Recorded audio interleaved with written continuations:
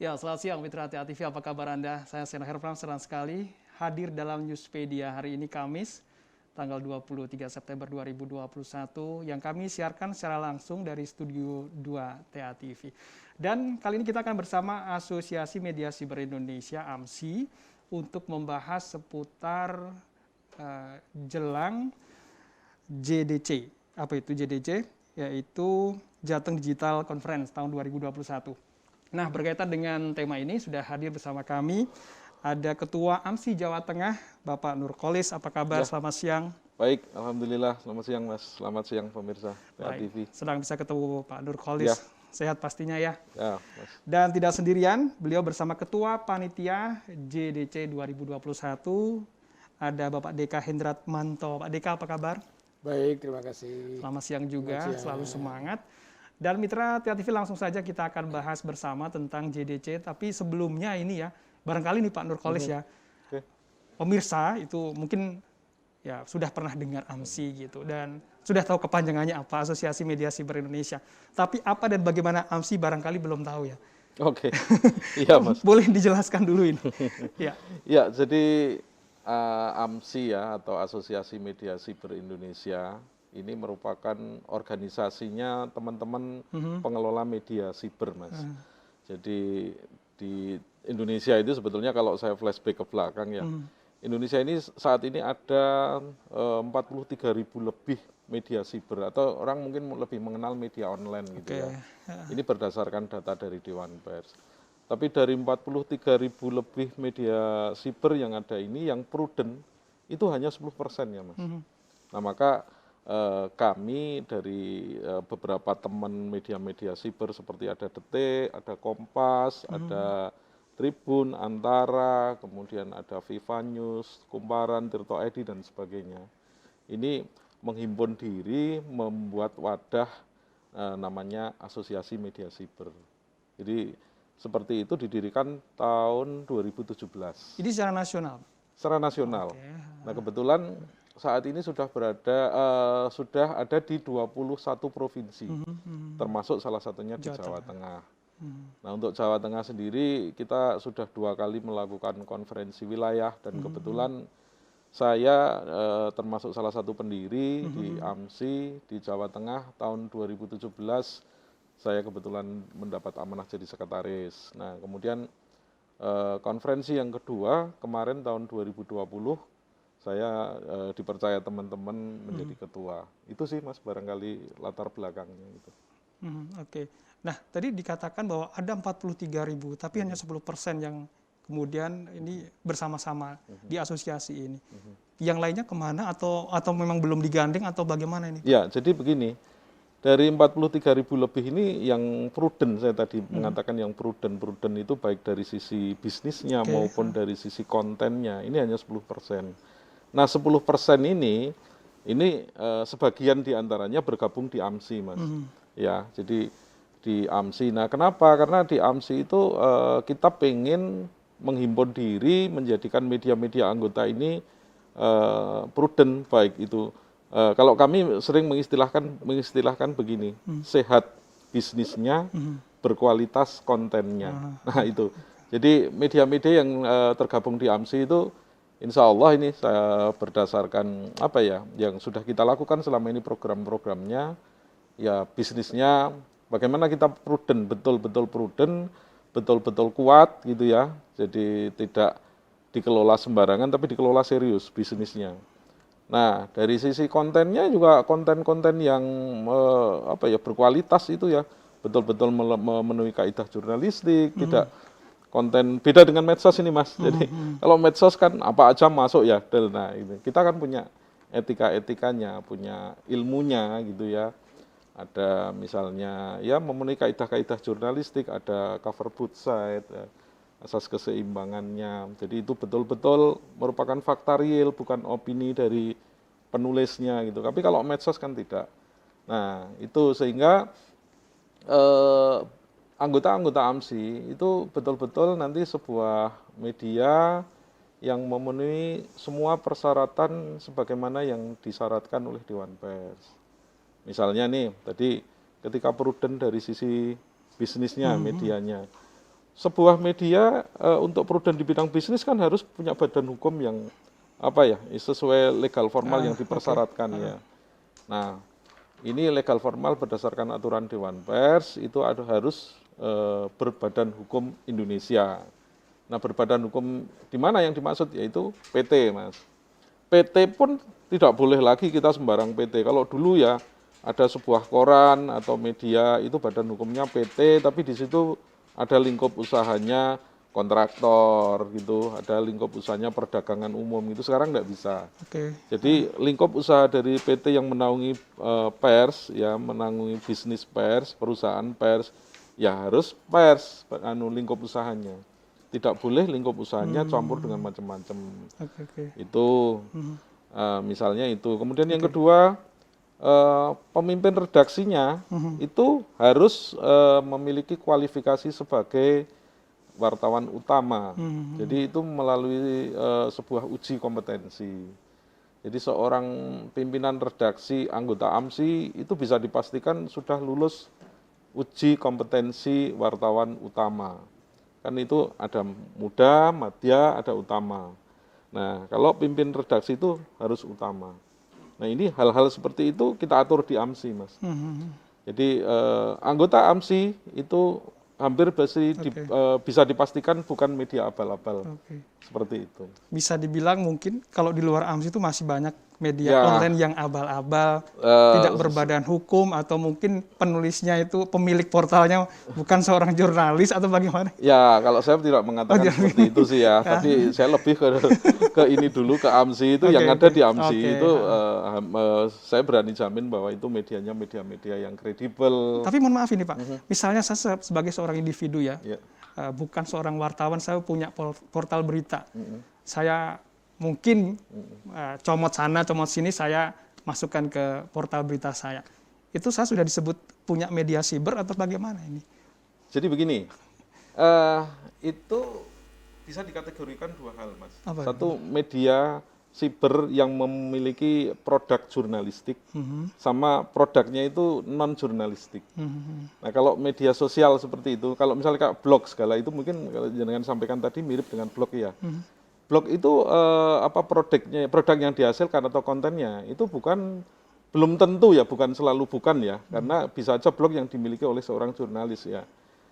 Itu belum tentu produk jurnalistik. Tapi kalau media online atau media siber yang dikelola dengan kaidah-kaidah jurnalistik, produknya pasti produk jurnalistik. Nah, ini yang membedakan apa, Mas? Cantolan hukumnya juga. Ketika ada persoalan yang media siber yang masuk ke anggota AMSI misalnya, nah itu sudah sesuai dengan kaidah-kaidah yang dipersyaratkan oleh Dewan Pers tadi ya, berbadan hukum, kemudian pemimpin redaksinya memiliki kualifikasi utama gitu. Seandainya ada persoalan, ini bernaungnya ke Undang-Undang Pers, Mas. Nah, tapi kalau media sosial atau media siber yang istilahnya tidak dikelola atau bukan merupakan perusahaan pers, misalnya ini tidak memiliki PT, misalnya PT Pers itu ya.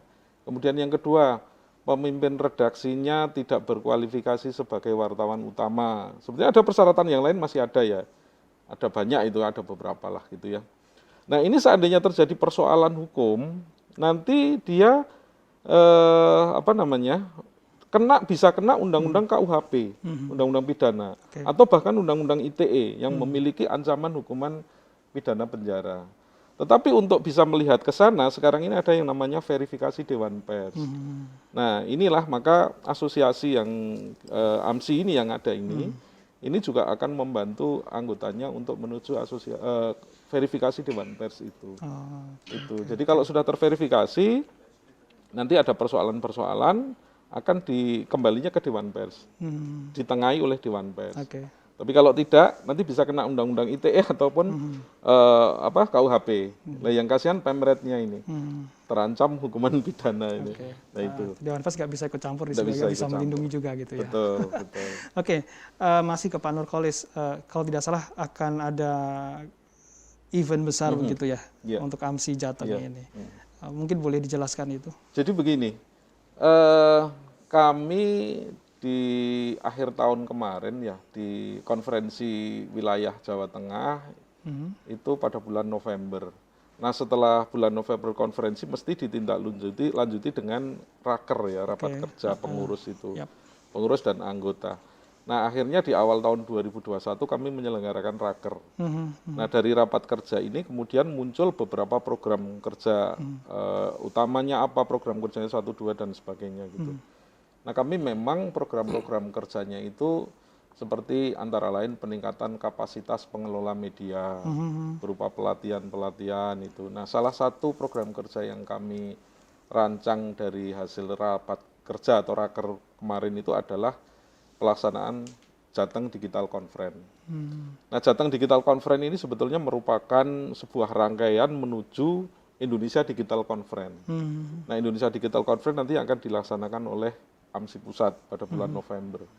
Nah ini Jawa Tengah mendahului pemanasan istilahnya gitu. Sebelum itu pusat ya, Jateng dulu ya. Jateng dulu dengan Jateng Digital Conference. Itu seperti itu. Oke, saya mungkin bisa ke Mas Deka. Ini sebagai ketua panitia gitu ya. Oke, ini kapan dan apa yang melatar belakangi dari JDC ini? Ya, jadi selain tadi hanya program kerja ya dari hasil raker, sebenarnya kenapa ini kemudian Jateng Digital Conference ini ya? Ya memang selain program itu juga sebenarnya kan turunan dari Indonesia Digital Conference yang tidak semua wilayah melakukannya. Nah, Jateng dipercaya melakukan ini di tingkat wilayah, sehingga kami memang berupaya untuk mengambil peran yang maksimal. Kebetulan di Jateng ini juga banyak sekali pelaku-pelaku bisnis, pelaku usaha yang saat ini memang sudah seperti fenomena umum ya, memanfaatkan platform-platform digital. Nah ini kesempatan buat kami berpartisipasi begitu untuk mengangkat potensi-potensi lokal yang ada di Jawa Tengah, memberikan inspirasi, juga menggali mereka yang barangkali belum mendapatkan kesempatan juga begitu. Jadi mudah-mudahan lah dengan digital itu nanti ya ada minimal ada pengalaman gitu buat teman-teman, itu ada inspirasi yang muncul di sana, mungkin ada peluang dan seterusnya. Ini bentuk kegiatannya konferensi gitu ya? Iya, jadi konferensi itu forum ya, bentuknya itu bentuknya konferensi, gitu.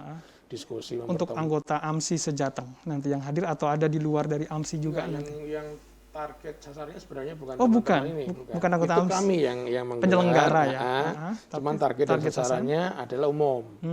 Jadi pelaku bisnis, pelaku usaha, ada pemerintahan mahasiswa juga, ada teman-teman dari mahasiswa, karena sekarang banyak sekali startup itu otaknya teman-teman mahasiswa itu yang memang concern di sana. Ada akademisi juga, kemudian ada pemerintahan desa juga, karena ini kaitannya juga dengan desa digital yang juga lagi didorong itu, sehingga memang banyak sektor yang akan coba kami angkat dalam satu rangkaian platform yang sama, itu platform digital. Kapan itu Pak Deka? Kenapa? Kapan? Insya Allah pekan depan ya. Udah pekan depan. Hari Kamis, 1 hari saja. Itu Rabu 29 Rabu 29 September di mana?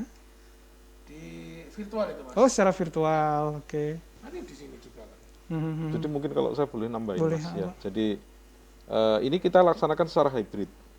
Jadi pelaksanaan hybrid, ada yang offline, ada yang online. Tapi pesertanya itu rencananya online semua. Kalau peserta, itu ada kurang lebih 1.500 peserta.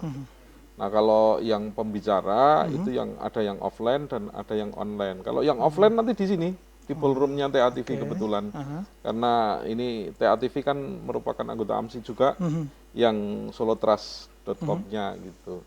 Itu mungkin saya nambahinnya lebih ke itu, dan kebetulan nanti ada tokoh-tokoh nasional juga yang menjadi pembicara. Ada berapa banyak ini? Itu direncanakan tadi kan siapa saja?